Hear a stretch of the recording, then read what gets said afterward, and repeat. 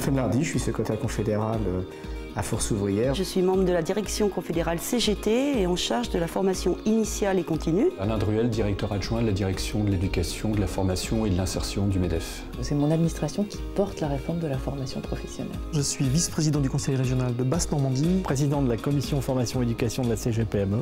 Marie-André Seguin, secrétaire nationale et membre de la commission exécutive CFDT. J'ai présidé la concertation quadripartite sur la réforme de la formation professionnelle.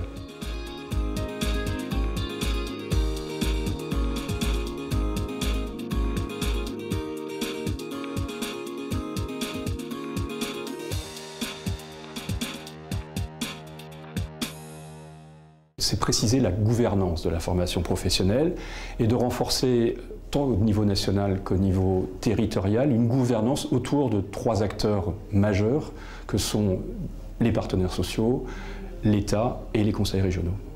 Essayons de faire en sorte de coordonner ce que fait le FONGECIF, ce que font les partenaires sociaux en région, avec ce que fait Pôle emploi, avec ce que fait la région. Je vous donne un exemple.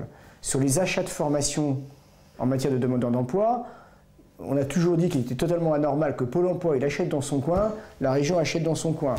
Ce qui fait que le conseiller Pôle emploi, parfois, il ne connaît pas l'offre de formation sur son territoire. Les régions vont avoir un pouvoir de décision important pour, disons, développer la formation professionnelle. Ça va se jouer autour d'instances paritaires qui sont en train de se mettre en place et donc forcément les représentants des salariés vont avoir une voix très importante. Et ça c'est intéressant parce que ça va permettre de faire de la GEPCT.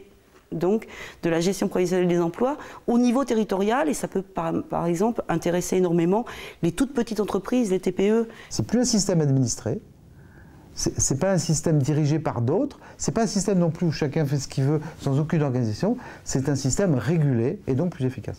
Il faut que les acteurs s'habituent à discuter ensemble, à réfléchir ensemble, à définir ensemble des stratégies, même quand ils ont des intérêts un petit peu divergents, mais ensuite à confier à l'un des acteurs, le mieux placé, le soin de piloter le système. Les partenaires sociaux plutôt dans l'entreprise, les demandeurs d'emploi sur les territoires plutôt avec les régions.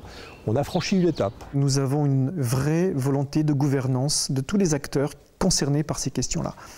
Tant au niveau national, ce qu'on fait aujourd'hui dans la concertation quadripartite, avec les partenaires sociaux, employeurs salariés, avec l'État et avec les régions. Vous déclinez cette dimension qui existe déjà en région et vous avez les ingrédients pour que tout le monde se parle, pour que dans les meilleurs délais on puisse trouver les bonnes organisations pour répondre à ces enjeux-là de manière efficace et réactive.